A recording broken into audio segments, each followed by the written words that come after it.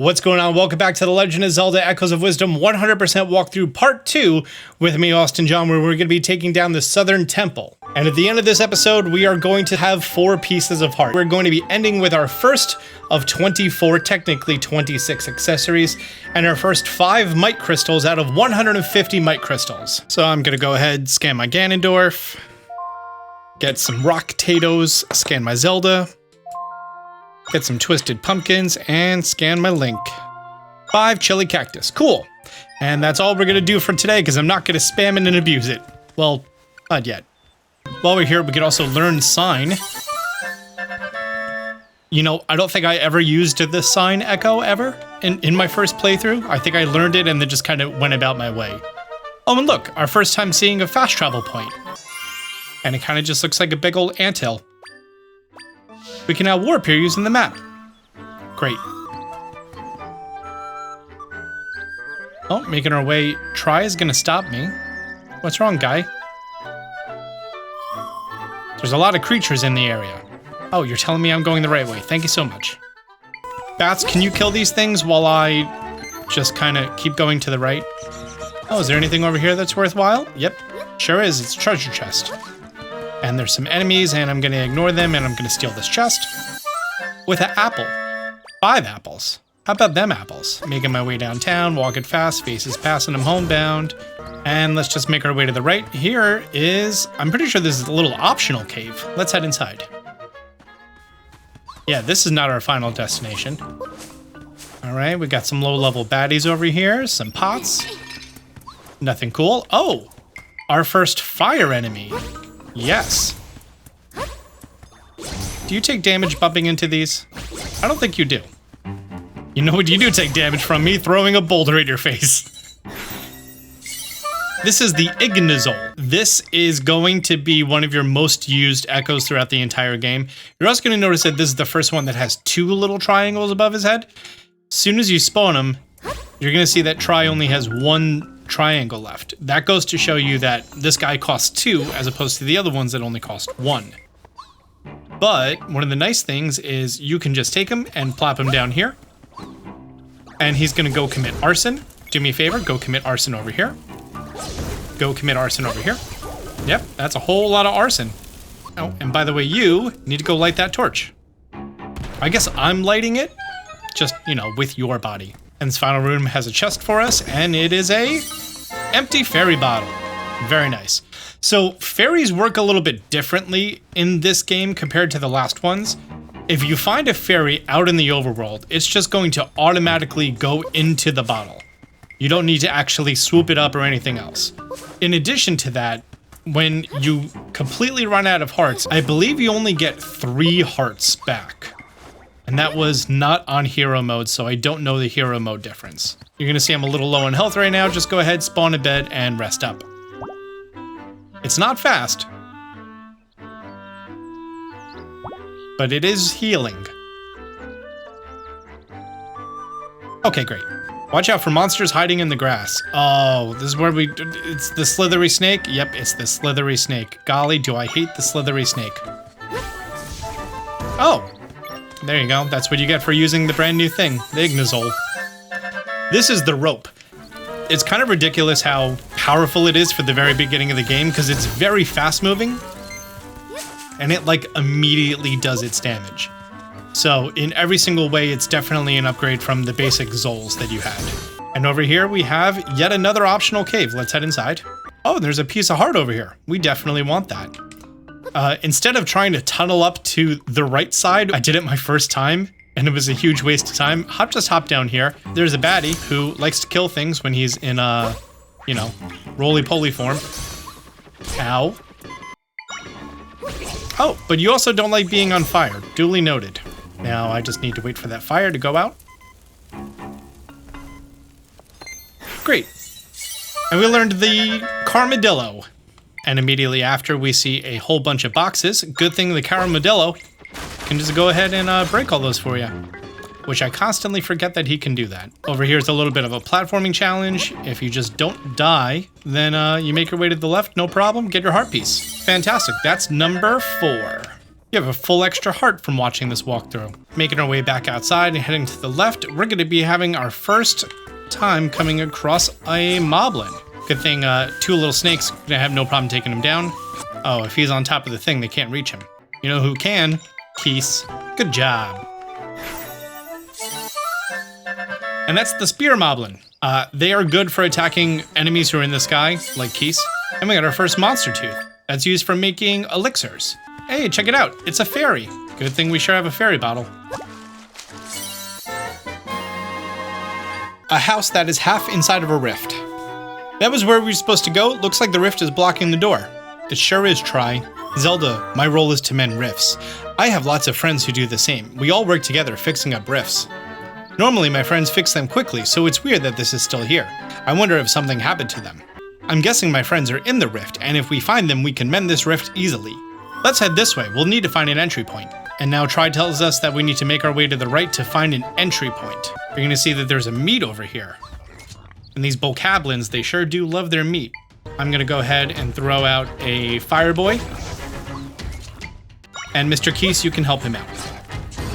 Oh, never mind, he's dead already. Ignazole, I choose you. Either sounds like a Pokemon or someone from the Bible. Oh, by the way, if you Z-target an enemy, then all of your echoes are going to instantly target that enemy as well. So if you notice that your echoes are just kind of, you know, off doing their own thing, Z-targeting an enemy is going to make your life a lot easier. GG. Listen, man, the damage over time of fire in this game is very powerful. 10 out of 10 recommend. Now all we need is a wooden box, a table in front of the rock, a wooden table on top of the box, and get our chest. Nice. With just some grapes. Cool. Heading to the right a little bit more, we're going to be getting another fast travel point. If we hop on down here into the water, you're going to see that there's a spear moblin in our way. I'm going to ignore him and try to not take damage. I did a great job at it. And there's a cave for us. Oh, that's right. The brazier is an echo. At the back of this cave, oh, this is a pea-hat. He is a pain in the butt. Do not get close to him. You're going to die. You have to wait until his blades go away, and then you can attack him. Mr. Keese, can you join? Also have a feeling Ignazole's gonna... Oh, yep, Ignazole's dead. But he's taking that damage over time. Oh, and he's dead. Great. And that's a pea-hat. A very powerful echo for you to have at the very beginning of the game where we are. Let's finally backtrack out of here and make our way onto where we actually supposed to go. And now we just make our way a little bit up. And you see that little yellow droplet inside of the rift? That signifies that that's going to be a point that Try can make an entry. It always means that, and any single time that you see a rift with an entry point, Try can hop in there, even if it's not like an objective on the map. All right, we can enter there now. Let's go save my friends. Whee! Welcome to the stilled Suthorn Forest. I bet you didn't realize that you were going to be playing Pokemon Platinum in the distortion world. It's that mixed with like a Mario 2D platformer. I kind of really like these rifts. I do want to let you know now because they do get a little tiresome, but about halfway through the game, you get the ability to jump much higher and they become so much less tedious because all of your bed making that you're doing to crossing platforms, you're gonna grow a little old of it. Hey, check this out. It's one of them crazy gumball looking things. And then, oh no, it made enemies after it combined with me? I don't know, it Voltroned me. Or it sampled me? I don't know, man. Go ahead and Z-target the baddie. Have my Keese take care of it. Keese are doing a poor job. Ignazole, I choose you. Yeah, good job, Ignazole. Oh wow, it's the guy's wife that we saw in the cutscene who's definitely not a librarian. When people get pulled into rifts, they kind of petrify and can't move anymore. And if they stay that way, they'll eventually fade away. But that won't happen to you, Zelda. You're special. Thanks, that's what my mom used to tell me when I was a kid. Ignazole, can you kill the Keese? Oh, you can. Good job, Ignazole. Okay, just, you know, casually falling to my death. Also, when you fall off platforms, you don't lose hearts. I think there's some instances that you'd lose like a minuscule amount of health, like a quarter of a heart. But it's typically just like a minor obstacle. On to our next room, and there's a lot of baddies. Then we can take Ignazole. I choose you. Go over there. And we can help Ignazol out by taking these boxes and... Okay, I thought that would have done more damage. Apparently, the Shadow Zols have twice as much health as the regular Zols. But they always lose to fire. Damage over time. That's what you get, kids. Okay, we got some more platforming. Anytime I see a crossroads like this and I don't know where to go, I just kind of look at the map and I'm like, okay, well, apparently there's 3 different paths. If I head down here, oh, it's a staircase. Let's go check that out. 2D section with a treasure chest at the end and a spear moblin. Ignazol, I choose you. Oh, you died. Another Ignazol, I choose you. Good job, Ignazol. Way to avenge your fallen brethren. And that's a purple rupee. Nice. Now, I'm pretty sure there's no pieces of heart or very valuable items here inside of the rift dimensions, but there's a lot of things like, you know, purple rupees, red rupees, stuff to actually help you with your adventure. So don't dismiss it completely. I'm gonna go ahead, make a table, wooden box. That wooden box is gonna despawn. Table there, now I'm at elevation 3. This tree is elevation 4. Make a bed. And head over to the left for this fun hidden chest over here. And that's a red rupee. Heading to the right, back to that crossroads section. Okay, we managed to dodge the baddie.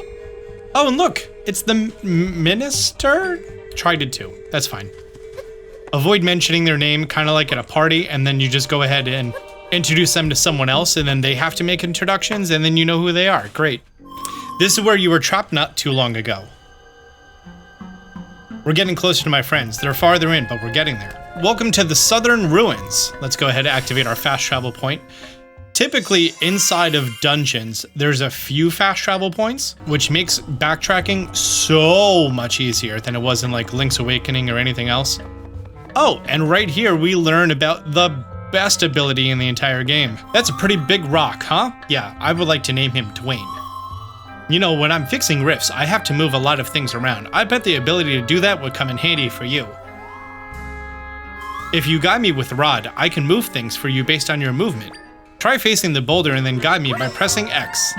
And then try goes and possesses the thing. We're bound together. Okay, now try moving. And then ZR to release. Ta-da! Okay, next room, the thing we just learned we have to do, there's a staircase here. Before we head down here, we have a place that we're gonna be visiting up here to the left. Go ahead, make yourself some beds and platform over. And inside of here is gonna be a chest in the ground. Go ahead, target it, and grab it out of the ground. And we got some butter, radiant butter. There's a staircase here. Oh, and this guy's great. So there's a lot of arachnids in this game. Kill it with fire. Kill it with fire? There we go. Learn it. This is the Strandula, because it is a tarantula that creates a strand. Strantulas have a neat little thing that if you spawn one in, they make a strand of silk out of their butt right where you spawn them in, which makes vertical platforming so much easier. And that's the dungeon map. The dungeon map lets you see all of the map that you have and have not unlocked. It also marks all of the chests on the map for you. And if you hit D left or D right on the D-pad, you can come back out to the still world and see if you missed any chests out there.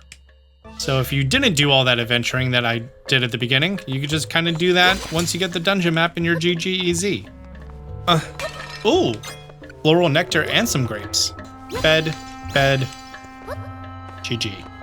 Oh, here's an Ignazol, and it looks like there's a rift like halfway through this room, so that's interesting. That Ignazol is there probably in case you didn't do that little side quest into that optional dungeon and you missed getting yourself an Ignazol. Hey, it's like the very beginning of the game again, except you don't have a sword, you have a big old stick. Oh, that's right, big bad. You know what? This calls for a P-hat. So the P-hat requires 3 triangles, but he does a pretty darn good job. And that's our Dark Nut. There's nothing to the right, so let's head on to the left. And there's a staircase down for us to another 2D section. And you're going to notice some unlit braziers. Ignazol can take care of that. And there's a big rock in the way. Let's go ahead and get that out of our way. Carmadillo. Oh, he did it all in one fell swoop. Good job, buddy. Ignazol. Good job. You know, being on fire, I guess. Our next room, we get ourselves a fast travel point. Very nice. Oh, and here is your first puzzle. Try it out. I'm gonna wait here till you're done. Then you can go ahead and unpause the video. This mechanic is something that you're going to need for the boss, and a lot of times, which is grab something and then just keep pulling it until it finally gives way. And you'll know it's working because Zelda does this whole grab onto the rod with two hands animation that's unique to that.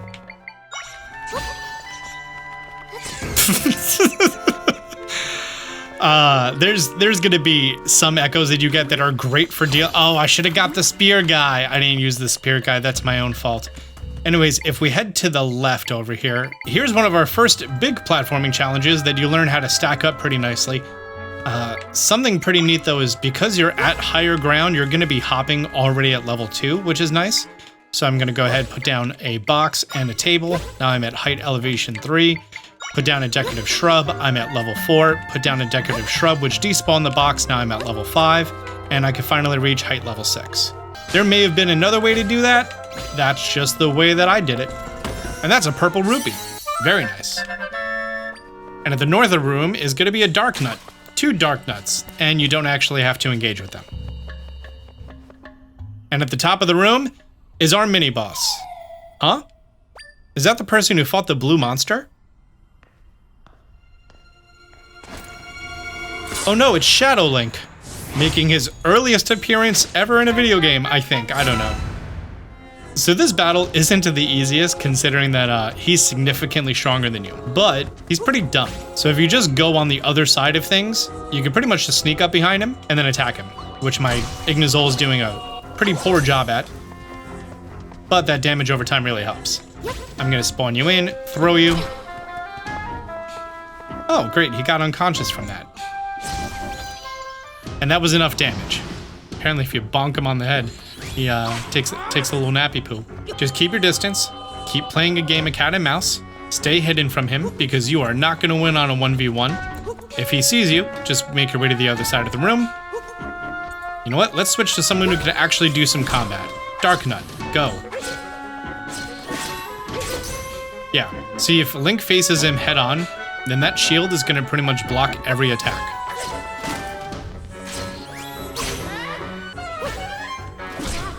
I like how I just spawn him and then he's just like, oh yeah, axe to the back.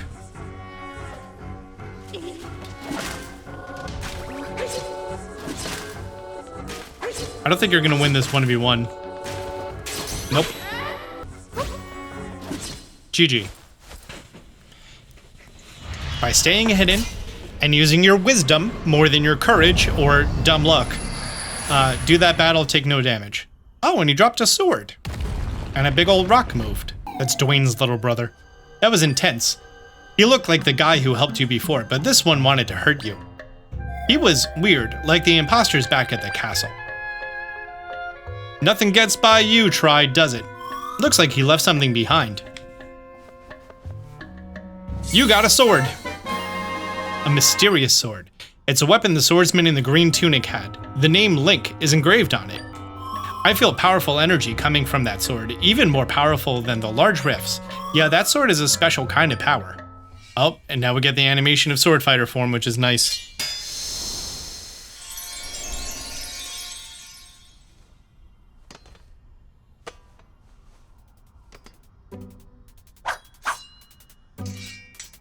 Yes.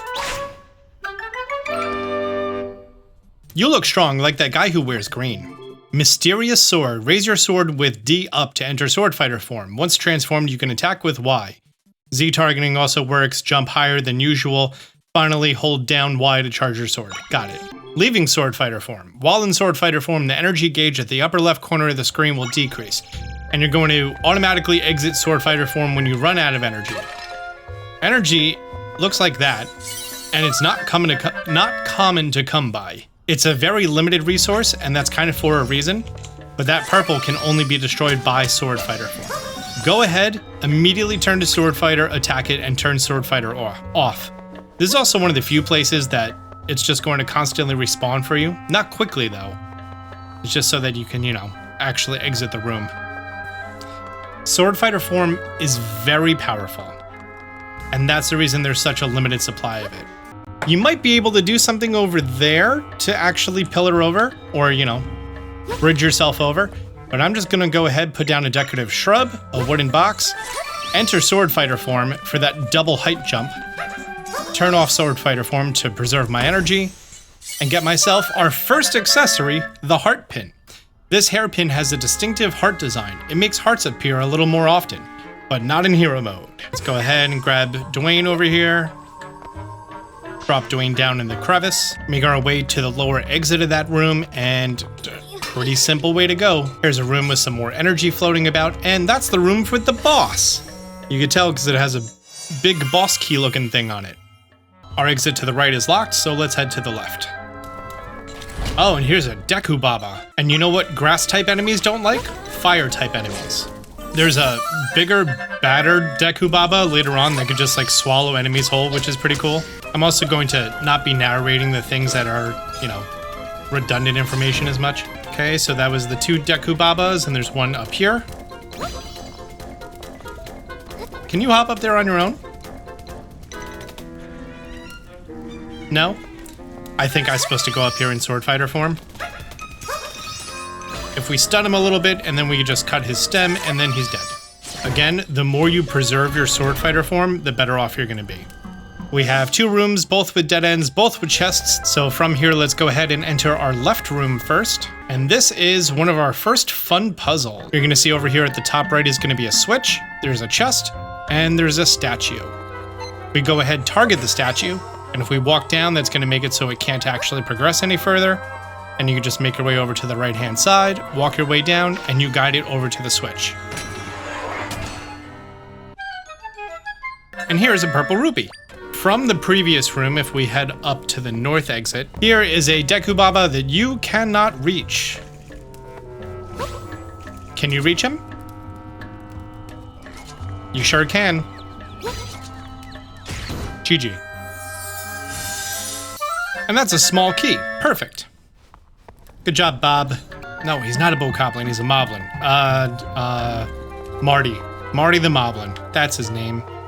Back out to that room with the locked door now that we have our small key. Let's head on through.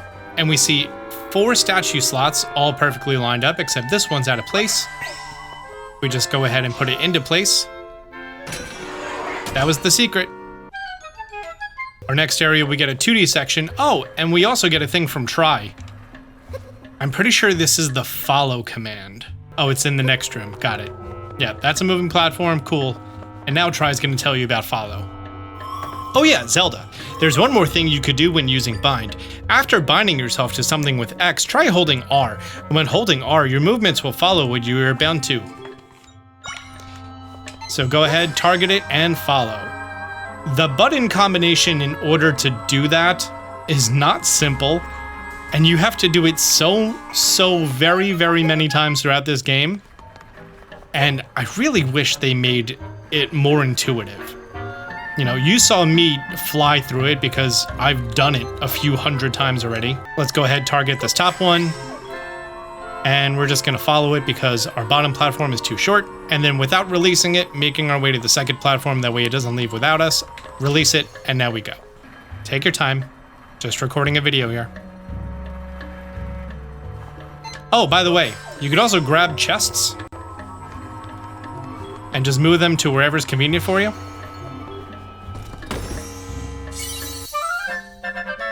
And if we look at the map, that was the chest that was on the right, and we skipped that entire puzzle by just grabbing it early. So this is the same thing as before, except you have to make your own way to get up, which you just put a table down. If the item that you're targeting doesn't have any options of elevations to change to, it will remain at its current elevation, and that's the reason that's so easy. And that's the big key.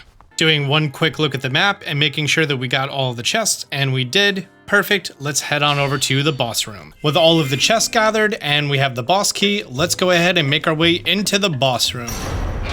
Now, I've done this fight about 6 times, so it's gonna be very easy for me. I'm gonna do my best to explain it as I'm going through though. Tri felt his friends in the spot earlier, and some crazy big old hands are gonna come out of the ground. And whoa, it's a completely unique Zelda enemy that we've never seen before, named the Seismic Talus. Now you're gonna notice he has a glaring weak spot located right at the bottom, that big old purple sphere. My friends are in that creature, we've gotta get them out of here. So all you have to do is target it, throw Tri out, and then pull it as hard as you can. It's gonna drop to the ground, turn to sword fighter form, whack on it till it doesn't take damage anymore, and then immediately turn out of sword fighter form to preserve your energy as much as possible. It's gonna now be appearing on his shoulder. Go ahead, keep your distance, repeat the same step. If you get too close, you can take damage and you're gonna have a bad time. Remember to turn out of sword fighter form as soon as possible. Now that we're on to the final phase of the fight, he's gonna turn all big, red, mad, and scary. Keep your distance. Target at his head. Now you're probably not going to pull this out the first time, but if you do, just go ahead and whack on it. If you don't pull it out the first time, that means that you weren't fast enough, and all you have to do is repeat the exact same step over and over.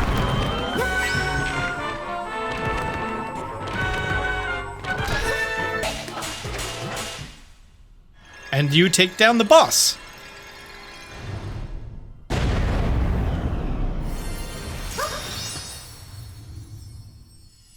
Zelda, these are my friends. We set them free, they're filled with energy and ready to get to work, so now we can finally fix the rift here. Using our echo ability, we can restore the entire area that was swallowed up by the rift. Watch this. I'm watching. Take your time. Recording a video that I hope is not an hour already.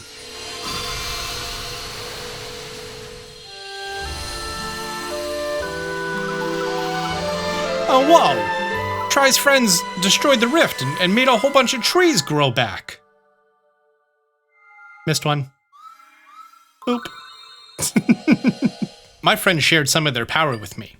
Oh yeah, anytime you clear these rifts, Tri is going to be getting power-ups. That every time that he gets a level, one of two things is going to happen. Either he's going to get another triangle at the end of his head, so you can actually have more echoes, or he's going to be decreasing the cost of you spawning specific groups of enemy echoes that you've found. And even if you didn't find those groups of enemies, you're still going to be getting discounts on them once you find them. Oh yeah, they told me something. They said the big rock monster showed up and captured them, so they weren't able to fix the rift because they were trapped inside the monster. There are crystals that show up when we fix rifts. They're neat, so I'll give them to you, Zelda. And welcome to your first 5 unusual crystals. There are, let me check in my notes, 150 might crystals in the entire game, and we're gonna cover how to get every single one of them. Like all of my walkthroughs, at the end of the entire series, there is gonna be a compilation video of all of the might crystals, stamps, and heart pieces. So in case you missed any, you can either go through the series as we're doing it, or if you're watching this afterwards and you don't want the full walkthrough, you can just watch those compilations. It should be under a playlist called Tips and Tricks, as opposed to this, which is called the walkthrough. Let's go ahead and get our full heart. And talk to Tri.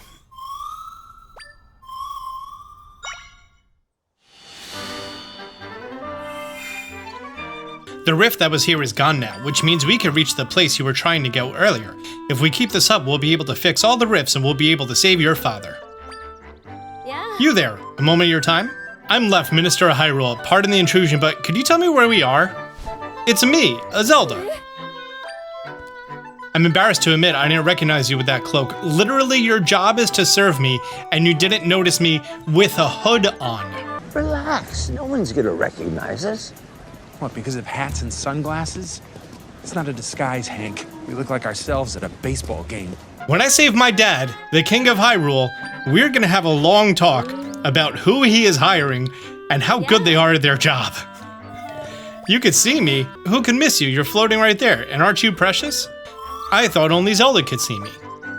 So Lady Impa couldn't see you. How odd. Oddities aside, I'm worried that His Majesty and the General will need to make a plan. There's much to consider, but for now, let's move to the location she told us about. And fantastic, that's going to be wrapping up this episode of Legend of Zelda Echoes of Wisdom 100% walkthrough with me, Austin John. If you found it helpful, do me a favor, hit the like. There should be the next episode on screen right now, so be sure to go check that out. Until next time, Austin John out.